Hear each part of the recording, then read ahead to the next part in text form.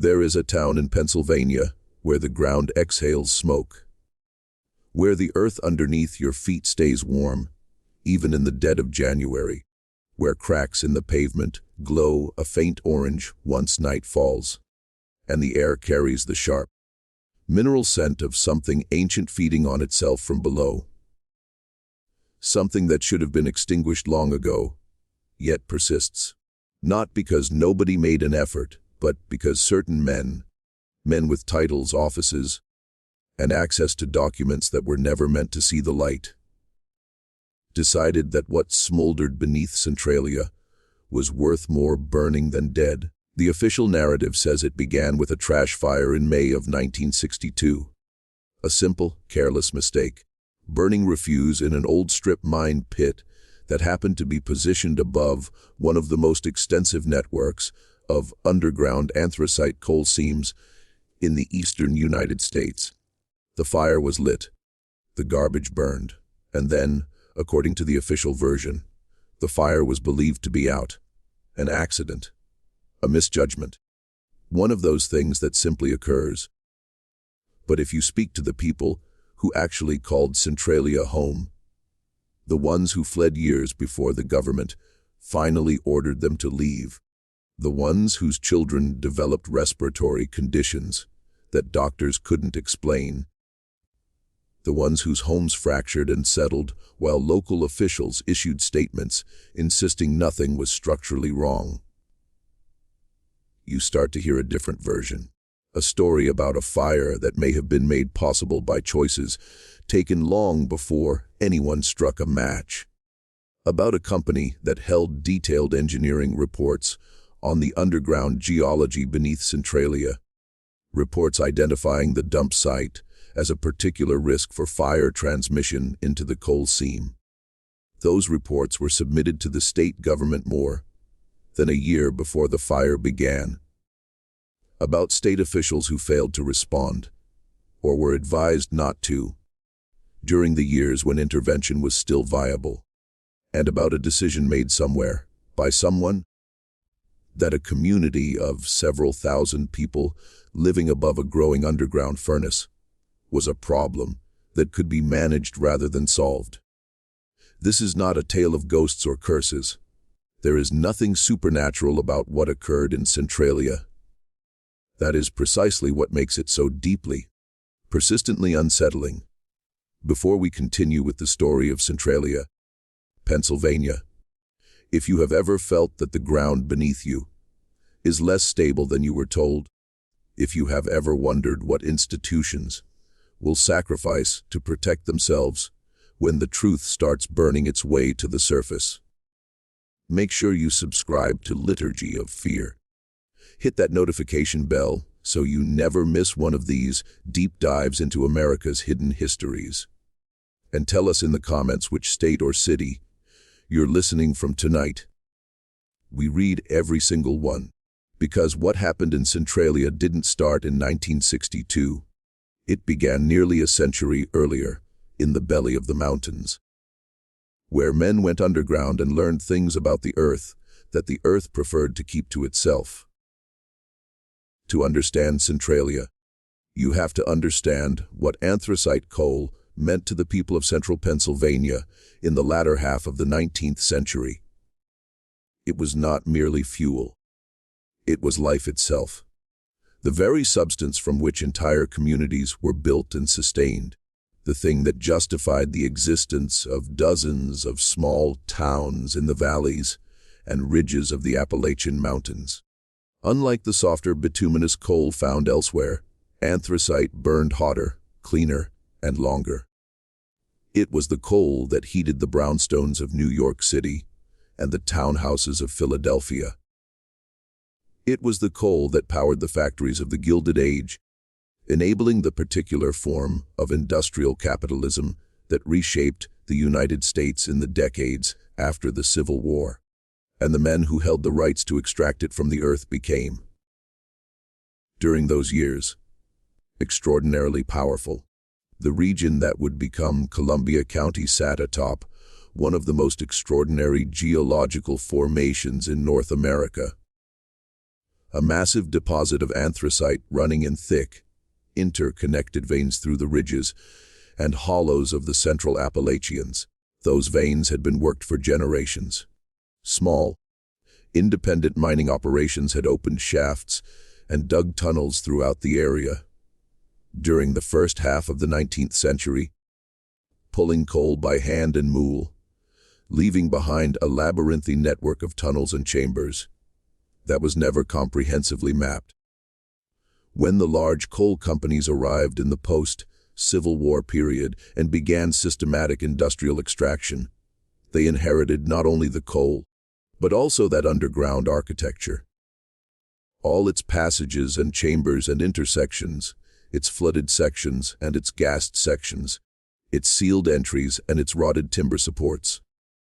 The town of Centralia, incorporated in 1866, though settlers had occupied the valley for decades before, sat in a natural bowl between ridges. A compact grid of streets pressed close together, the way towns in coal country always were, as if proximity itself might provide some protection against the particular loneliness of the mountains.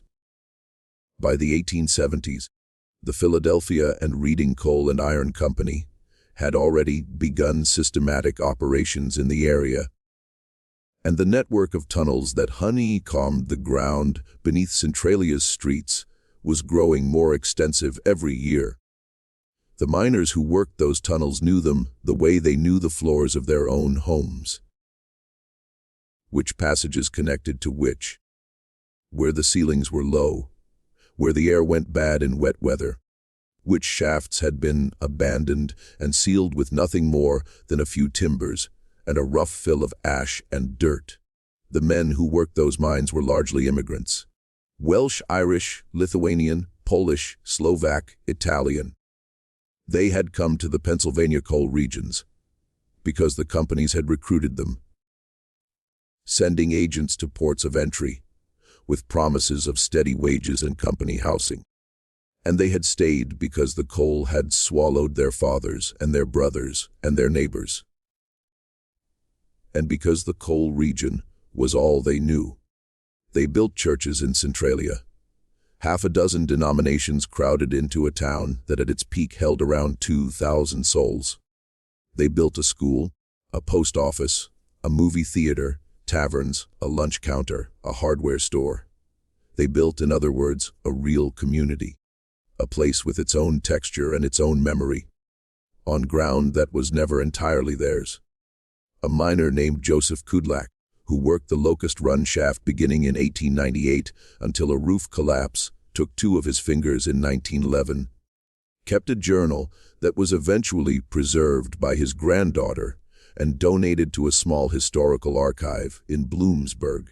In an entry from the summer of 1903, he wrote something that would read decades later as a kind of unwitting prophecy.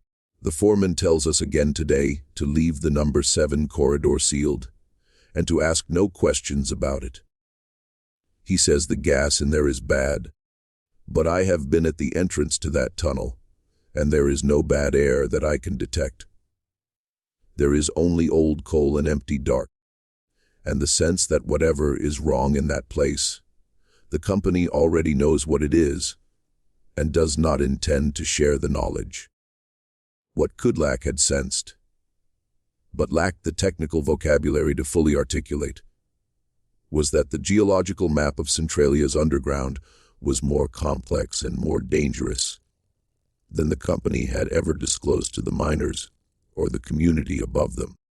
The veins ran not only deep but shallow, in some places less than 50 feet beneath the town streets and yards, and those shallow seams connected to deeper ones through the labyrinthine system of old workings left by generations of small-scale extraction. The ground beneath Centralia was, in other words, full of holes. Interconnected, partially sealed, partially flooded, partially filled with gases that accumulated in confined spaces. A vast subterranean architecture that no single person had ever mapped in its entirety. For decades, that simply meant that living in Centralia involved a particular kind of background unease. the occasional subsidence that cracked a foundation, the sulfur smell that rose from certain patches of yard in wet weather, the mine foremen who discouraged questions and kept their own counsel about what they knew of the underground. People adapted. People in coal country had learned across generations to adapt to things that would have been considered intolerable elsewhere. That was part of what it meant to live there. A certain toughness, a certain silence about what was simply the condition of one's life. And then, in the spring of 1962, someone lit a match. The official account of what happened on May 27, 1962, is almost deliberately mundane. Members of the Centralia Borough Council authorized the burning of the town's garbage dump, as they had done in previous years without incident. The dump occupied an old strip mine pit at the edge of town on Langdon Street, a shallow excavation that had been used for waste disposal for some time, unremarkable in the way that municipal dumps in small towns always were. The fire was set.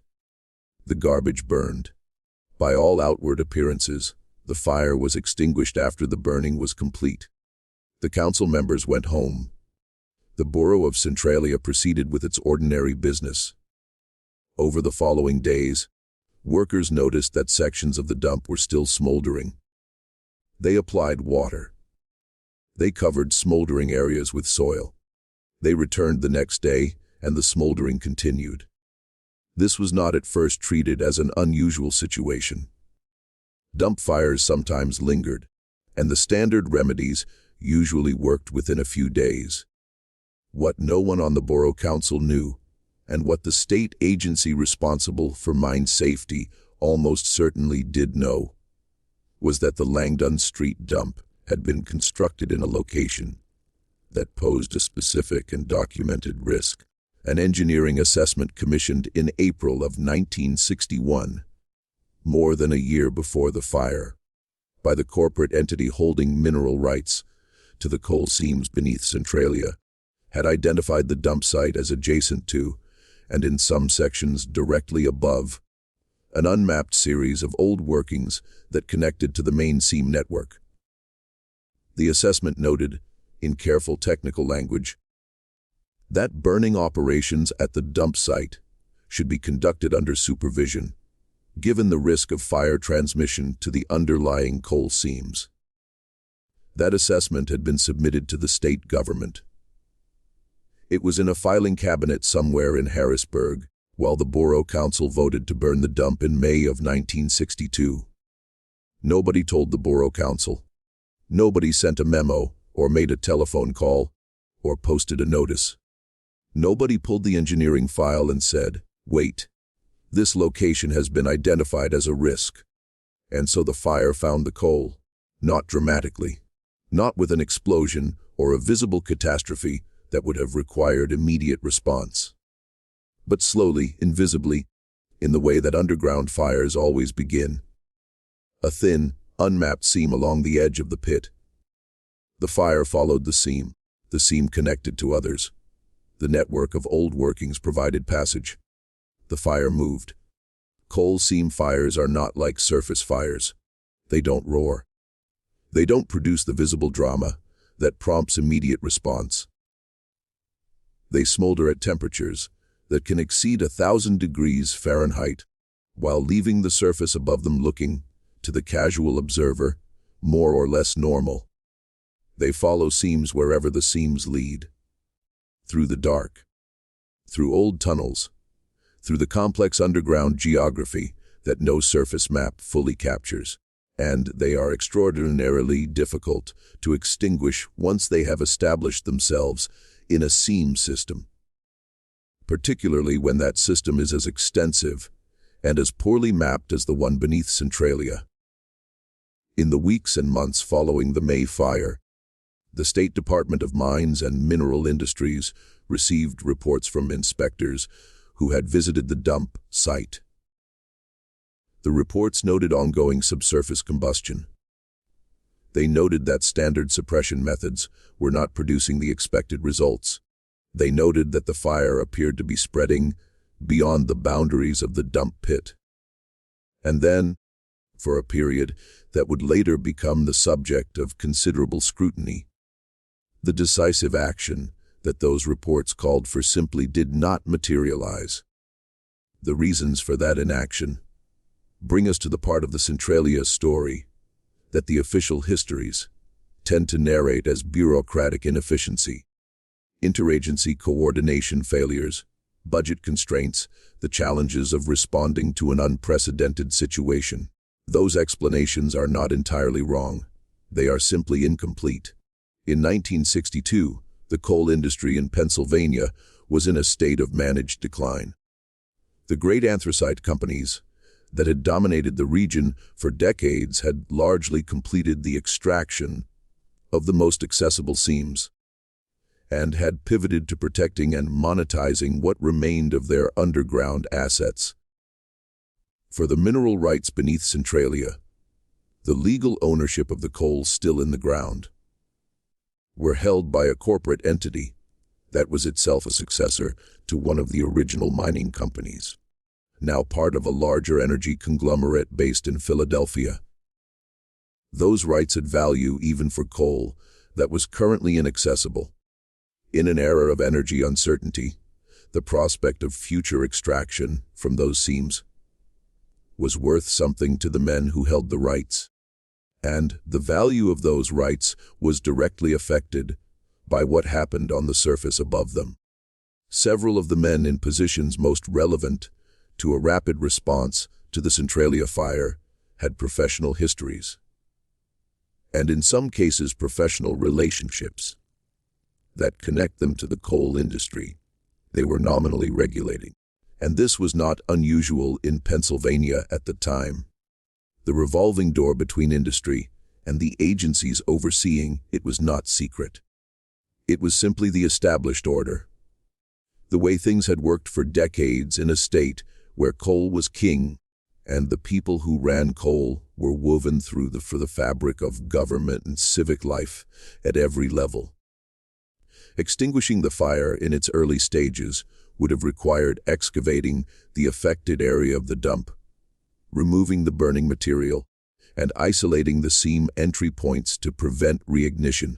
Early engineering estimates that exist in the state record, put the cost of such an intervention at somewhere between $175,000 and $400,000, significant but not catastrophic, and not the kind of expenditure that should have been difficult to justify when the alternative was allowing a fire to spread through the underground seam network beneath an inhabited community. The state hesitated. Federal agencies were consulted. A working group was formed. Studies were commissioned. More time passed. By 1965, 3 years after the initial fire, the underground combustion had moved well beyond the dump site. Engineers who examined the area for the state that year produced reports in language like significant expansion and continued spread into the township and immediate intervention. Harold Tracey's submitted for more specifically that the fire had reached a point where it was threatening and actions would become containable if action was not taken within the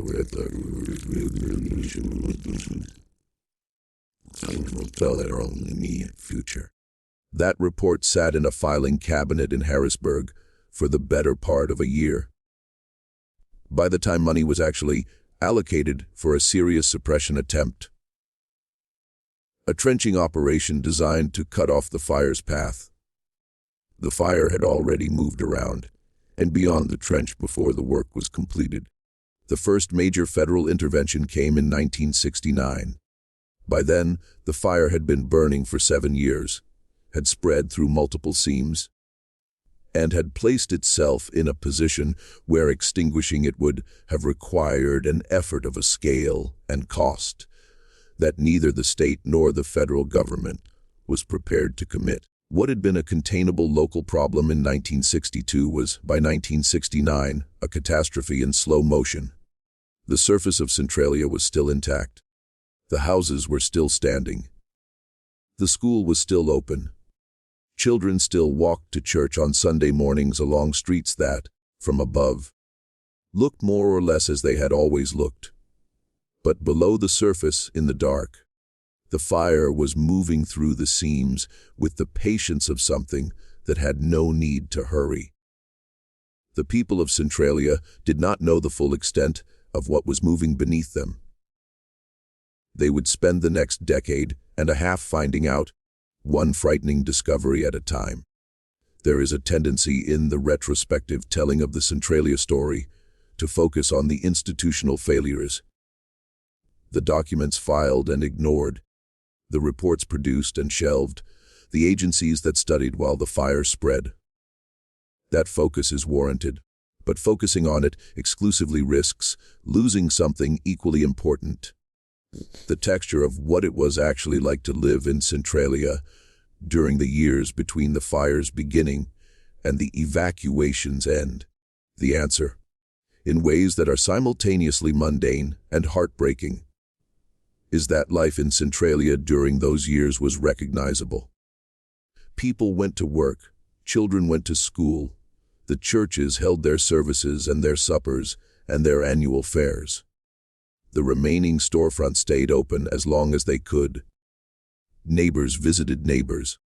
People argued at borough council meetings about exactly the things that people argue about at borough council meetings everywhere: road maintenance, budget allocations, the particular frustrations of local governance. All of this continued with varying degrees of normalcy above a fire that was slowly making the ground they stood on uninhabitable. A teacher named Margaret Petrosky, who had taught at the Centralia School from 1958 until it was consolidated with a neighboring district in 1982, gave an oral history interview to a researcher from Penn State's Oral History Project in 1989. She described the experience of those years with a precision that has the ring of something that has been carefully thought through over a long time. The strange thing about it was how ordinary most days were. You would come in the morning, and you would teach, and the children would be there, and you would go home. And then, sometimes something would happen that reminded you. A crack in the road outside that hadn't been there the week before, or the smell in the lower hallway that we couldn't get rid of no matter what we did, or one of the children coming in and telling you that their mother had been sick again. And you would think, how is this ordinary? How have we made this ordinary? But we did. People do. What Petrosky described, that accommodation of the extraordinary within the framework of the ordinary, is one of the documented psychological responses to chronic environmental threat. When people who cannot immediately remove themselves from a dangerous situation develop a form of normalization that allows daily life to continue. It is not denial exactly. The residents of Centralia were not, by any documented account, unaware of the fire. They were acutely aware of it. But awareness without the ability to act on it eventually settles into a kind of background hum. And so daily life continued because it had to. Because the alternative was paralysis. Because the children still needed to be fed, and the bills still needed to be paid, and the furnace still needed to be coaxed into life on February mornings. Even if that furnace sat in a basement that was noticeably warmer than it should have been. The social life of the town during those years had a quality that survivors describe with remarkable consistency. A heightened intensity of community connection, alongside a growing awareness of impermanence.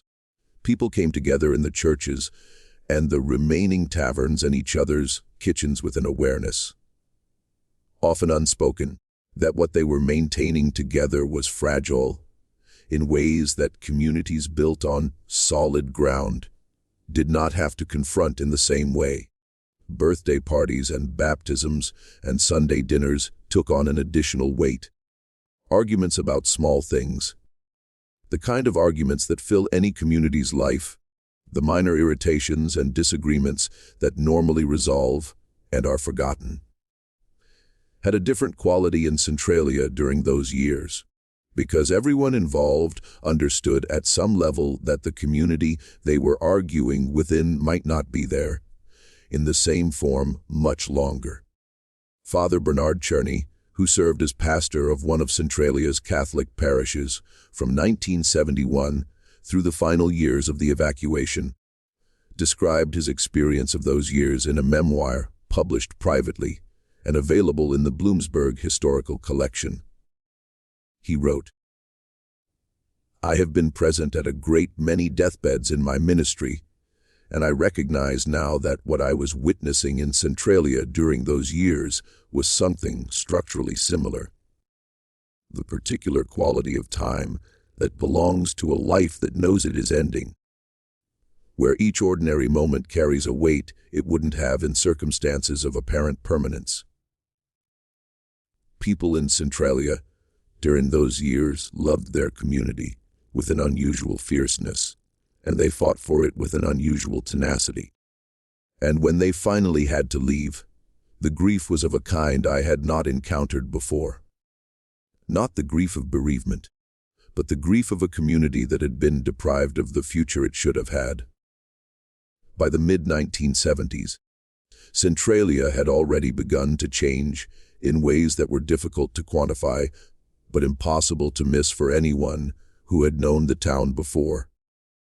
The population was declining steadily, in the way of a community that has begun to sense something wrong without being able to name it precisely. Young people left after high school and didn't come back. Families who could afford to move quietly did. The storefronts on Center Street emptied one by one. The hardware store closed. The movie house closed. The lunch counter contracted its hours, and then its ambitions. The fire made itself known in different ways in different parts of town. In some yards, the grass had died in patches, brown ovals in otherwise green lawns. The soil beneath them warmed to the touch in December, when the ground should have been frozen hard. In some basements, a smell collected in corners and along floor joints, sulfurous, mineral, the smell of something old burning deep underground. Carbon monoxide, colorless and unscented, accumulated in enclosed spaces at concentrations that gave people headaches and slowed their thinking and made the air feel thick and wrong in ways that were hard to articulate to someone who hadn't experienced it. In at least a handful of cases that exist in the documentary record, people lost consciousness in their own homes. A physician named Dr. Raymond Selecki, who had grown up in a neighboring town and had maintained a practice serving the coal region community for years, began noticing patterns among his Centralia patients in the early 1970s that troubled him deeply. He documented elevated rates of respiratory illness among residents of certain blocks. Illness that did not respond normally to standard treatment, and that seemed correlated with duration of residence, rather than with individual health history. He documented neurological symptoms consistent with chronic low-level carbon monoxide exposure, fatigue, persistent headaches, cognitive dulling that patients described as a kind of ongoing mental fog, mood disturbances that developed in people with no prior history of such symptoms. He documented in one section of town that sat above a portion of the seam network where the fire had been active the longest, a pattern of pregnancy complications that he could not attribute to any cause other than the air quality in that neighborhood. Dr. Selecki submitted his findings to the Pennsylvania Department of Health in 1977. He received an acknowledgement letter. He submitted a follow-up with additional documentation in 1979. He received another acknowledgement letter. In a letter written to a colleague in March of 1980, he described his frustration with a precision that still reads as striking. "I have come to understand that the people of this community are, in the calculus of whoever is making these decisions, an acceptable loss. Not in any policy document, nothing written explicitly, but in the pattern of what happens to every request for action. It is studied. The study generates recommendations. The recommendations generate further study. And the families living above the fire breathe the air and wait for something to change. The story of Walter Gasparetti gives that abstraction a particular human face. Walter had been born in Centralia in 1931, the son of an Italian immigrant miner who had come to the coal region before the First World War and never left.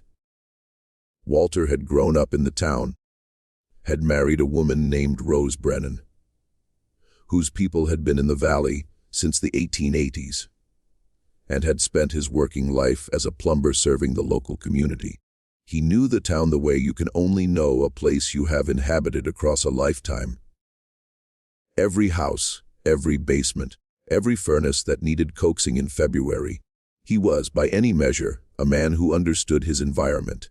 In 1973, Walter noticed that his basement was warmer than it should be. Not alarmingly at first, but distinctly, persistently warmer in a way that did not respond to any obvious mechanical explanation. He installed a carbon monoxide detector on the advice of a neighbor who worked with the mine rescue service and had begun telling people quietly that they should take precautions. The detector triggered on several occasions in the early morning hours when the house was closed up. Walter went to the Borough Council. He wrote to the state office in Bloomsburg. He sent a letter to the Department of Environmental Resources in Harrisburg. He was told the situation was being monitored. He was told his readings were within parameters under review. He was told, in the bureaucratic language designed to convey attentiveness while committing to nothing, that the appropriate agencies were aware of his concerns. In the winter of 1976, Rose Gasparetti found her husband on the floor of his basement unresponsive, where he had gone to check on a pipe. When help arrived and the basement was ventilated and measurements were taken, the carbon monoxide concentration in that space was found to be approximately 3 times the level that the state's own standards classified as immediately dangerous to human life. Walter survived. The damage to his heart and his lungs was not reversible. When Rose testified before a state legislative committee in 1983, 7 years later, by which point the evacuation of Centralia was well underway, she brought the letters. She had kept every letter Walter had written to every agency and every form response those agencies had sent back. She spread the papers on the table in front of the committee members. Years of correspondence, a documentary record of a man who had tried every channel available to him to communicate that something was wrong beneath his home, and who had received, in return, a succession of letters that acknowledged his concern without acting on it. He knew, she said quietly to the committee, knew for years before it nearly killed him. Every person he contacted, every official, every agency, they knew too. What I want answered is not why the fire is still burning. What I want answered is why they let it burn. The committee received her testimony. A report was issued. Recommendations were made. The fire continued to burn. If this story is reaching you the way it reaches us every time we go back through the record, if the weight of what these people experienced is settling into you in that particular way that true horror does, share this video with someone who needs to hear it. Hit the like button to support this work and leave us your thoughts below. Do you think what happened in Centralia was negligence, or was it something more deliberate? We want to know. By 1981, the fire had been burning for nearly 2 decades. The state had acknowledged its existence, had attempted several suppression operations that the fire had circumvented, had commissioned studies and formed committees and allocated funds that were spent without producing the outcome they were supposed to produce. The residents who remained in Centralia had developed the particular psychology of people who live with a chronic, Unresolved danger. A mixture of adaptation and vigilance, of normalizing things that should not be normal. And then, on the morning of February 14th, 1981, the fire introduced itself in a way that could not be explained away or filed in a cabinet. Todd Domboski was 12 years old. He was playing in the backyard of his grandmother's house on Locust Avenue. A cold winter morning, the ground dusted with snow. The wisps of steam rising from certain spots in the yard were a familiar sight. Residents of that block had grown accustomed to them, had stopped remarking on them, had incorporated them into their understanding of what their neighborhood looked like in winter. Todd walked across a patch of ground that looked, as far as he could tell, exactly like the ground around it. The earth gave way beneath him. A sinkhole opened without warning. The surface layer of soil, undermined and desiccated by the heat and gases rising from the fire below, simply gave way under the weight of a 12-year-old boy. The hole that opened was 4 feet across. It deepened rapidly as the loose material at its edges continued to give way. The depth would later be estimated at somewhere between 50 and 150 feet. From the darkness below, carbon monoxide and heat rose in a column that was immediately visible as a rush of warm, fall air against the February cold. Todd survived because his cousin Dennis was nearby and reached him immediately, gripping his arm while Todd hung in the opening, and the earth continued to crumble around them, extending the hole outward and downward. Others arrived and helped pull him out. The exposure to the gases rising from the seam below was significant enough to require medical attention. If he had been alone, if his cousin had not been close enough, if the hole had been another foot wider, when Dennis grabbed for him, he would have died. The carbon monoxide levels in the gases rising from below were, as measured shortly after the incident, at concentrations that would render a person unconscious within minutes and dead within a quarter hour. The photographs of the hole circulated nationally. The image was stark and undeniable, a gap in an ordinary backyard and steam rising from the darkness below, the edge of a snow-dusted lawn crumbling at the rim. Congressional representatives demanded briefings. The journalists who had been covering the Centralia story for years finally had a picture that required no explanation.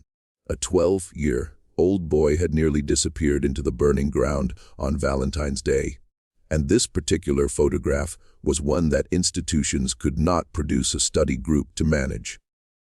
The evacuation process, which would unfold over the following decade, was set in motion by a 12-year-old boy who went outside to play on a winter morning and found that the ground where he stood was not what it appeared to be.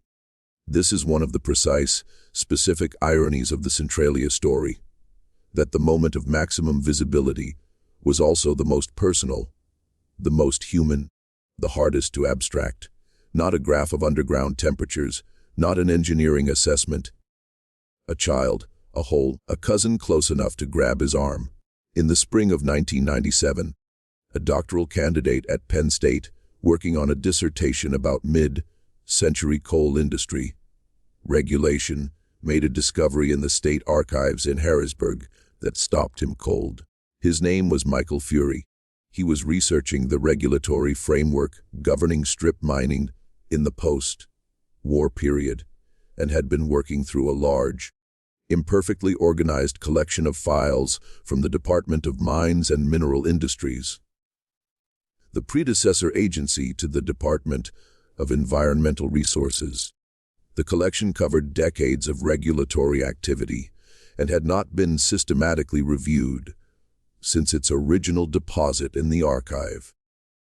Near the back of one filing cabinet, misfiled under a heading for Schuylkill County, rather than Columbia County, Fury found a folder containing documents dated from 1961 and 1962. Engineering assessments prepared by a consulting firm working for the corporate entity that held mineral rights to the coal seams beneath Centralia. detailed, technical, precise. They described the underground geology of the area with a thoroughness that made clear the commissioning company had invested serious resources in understanding what lay beneath the town. One section of those assessments addressed the Langdon Street dump site specifically. The language was hedged. The language of engineers who understood they were producing a document that might someday be reviewed by lawyers. But the substance was unmistakable. The dump occupied a former strip mine pit.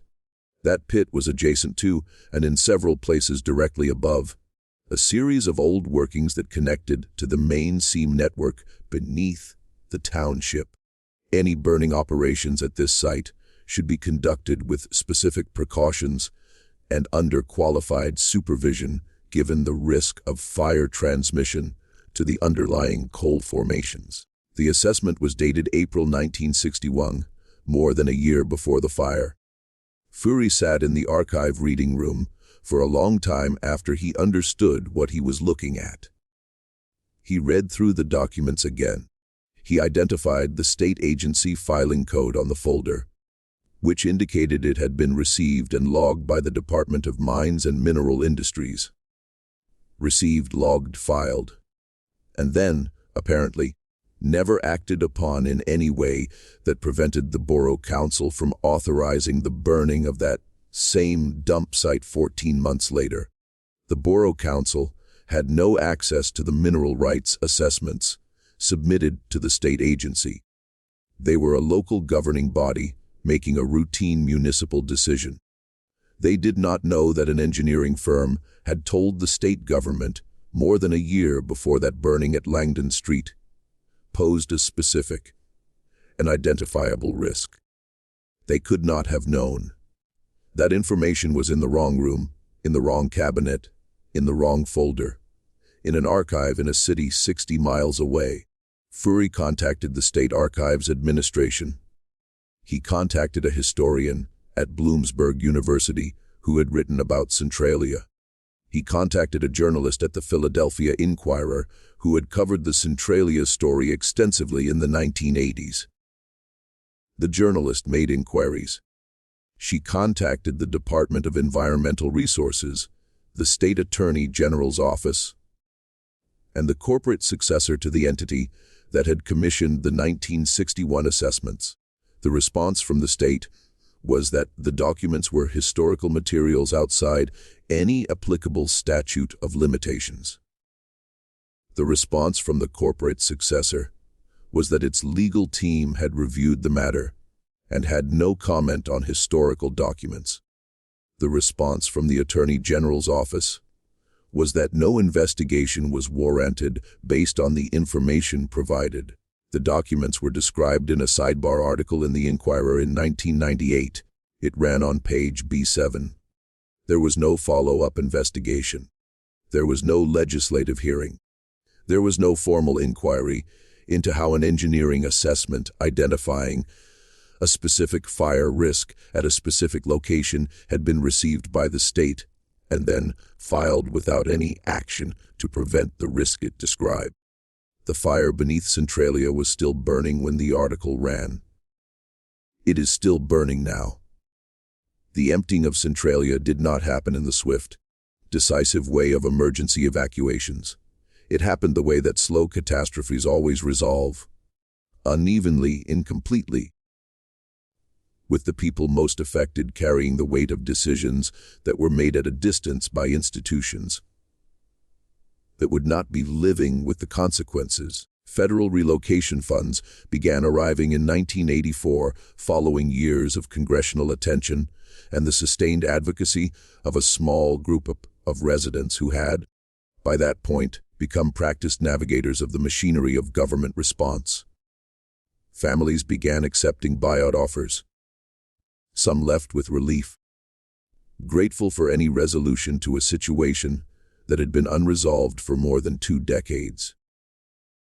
Some left with fury, the particular controlled anger of people who understood they were being compensated for something that should never have happened at all.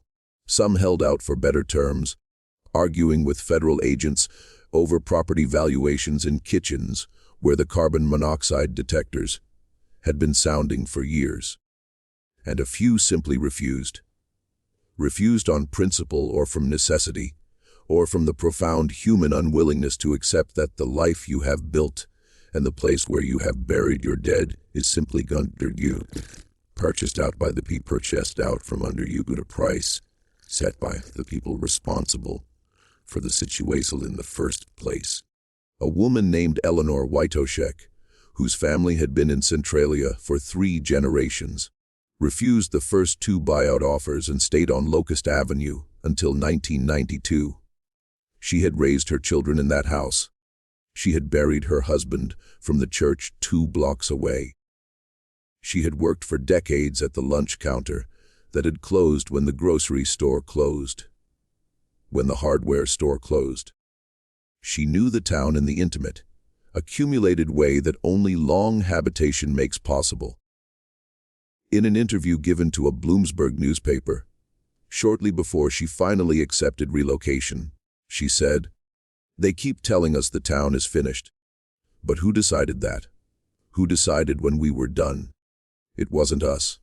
We didn't decide to have the dump where it was. We didn't decide how the state responded. We didn't decide any of this. We were just here. And now they want to pay us for what was ours and call it settled." Her words contained something that went beyond personal grievance, because it was right in a precise and documentable way. The people of Centralia had not decided to build a garbage dump on ground above unmapped mine workings. They had not decided to have the state in possession of an engineering assessment, identifying the dump as a fire risk without acting on that assessment. They had not decided to have officials who delayed intervention through the years, when the fire was still containable.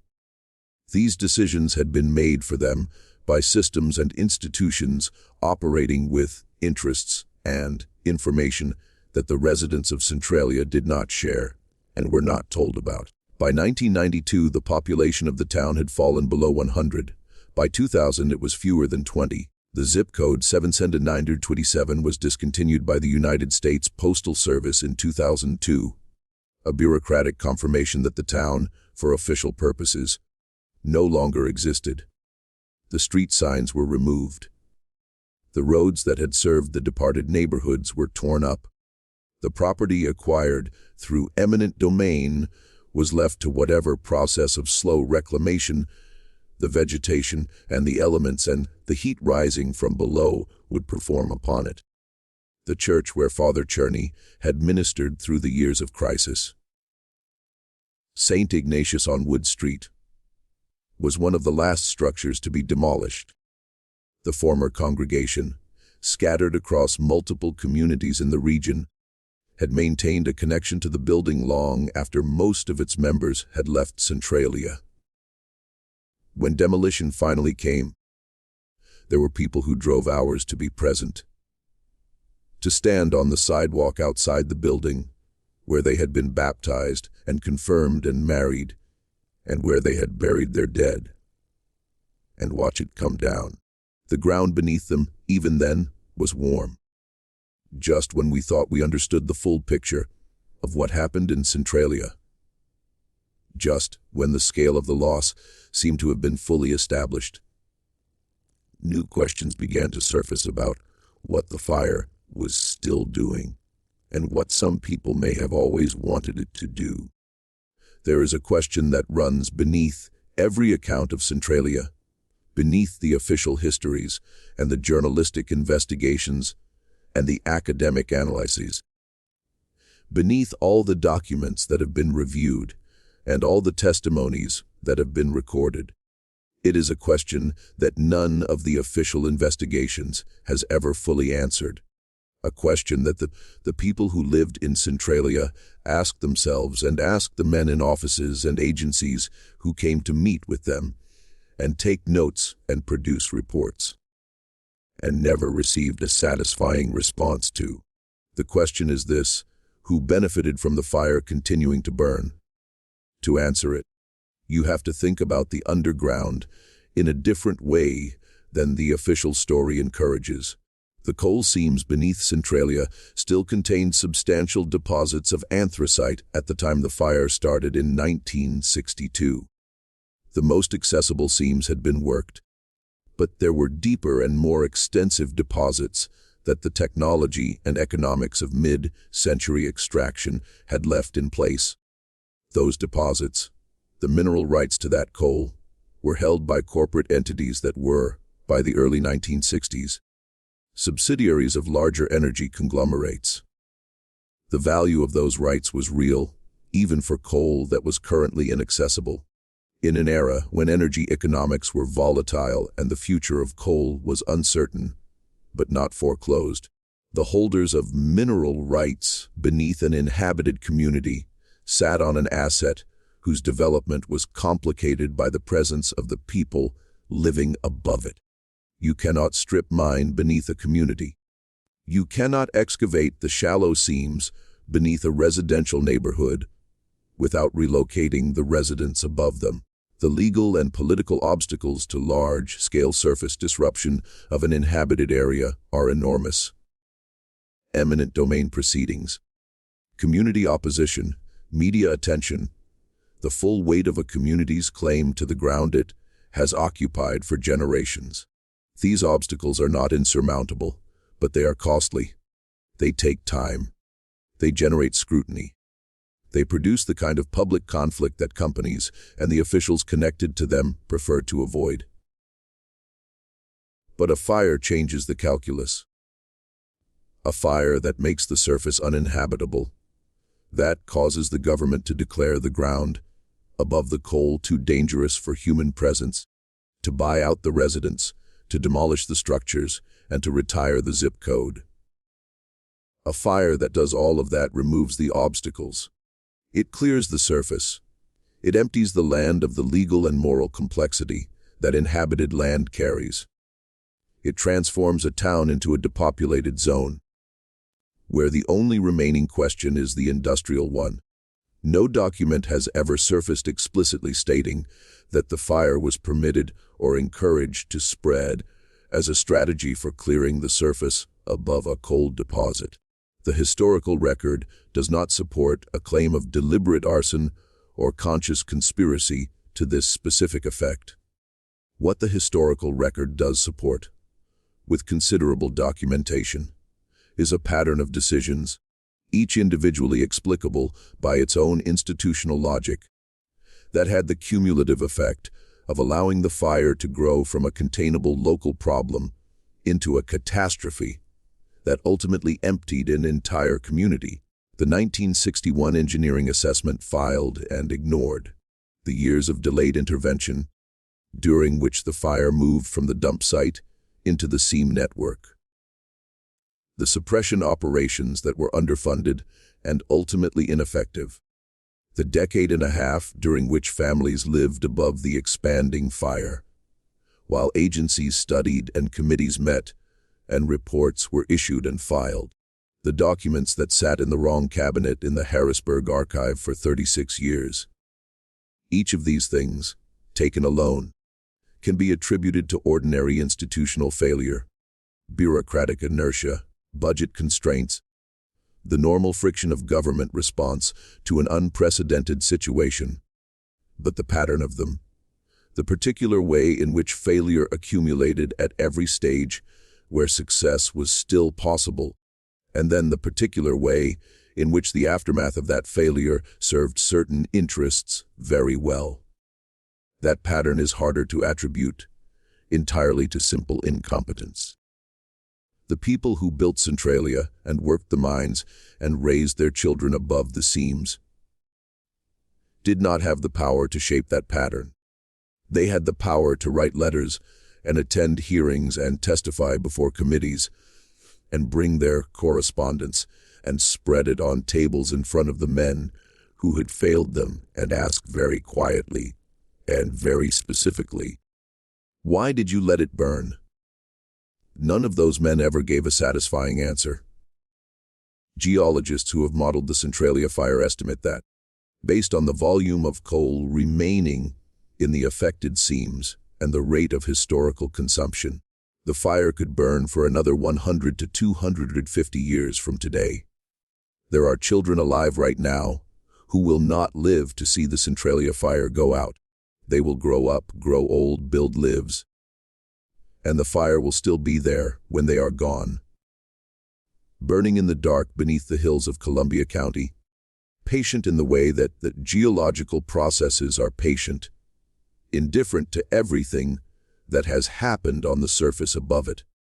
The town itself is a kind of ghost, not in the supernatural sense, but in the very real, very physical sense of a place that exists in the structures of official documentation without existing on the ground.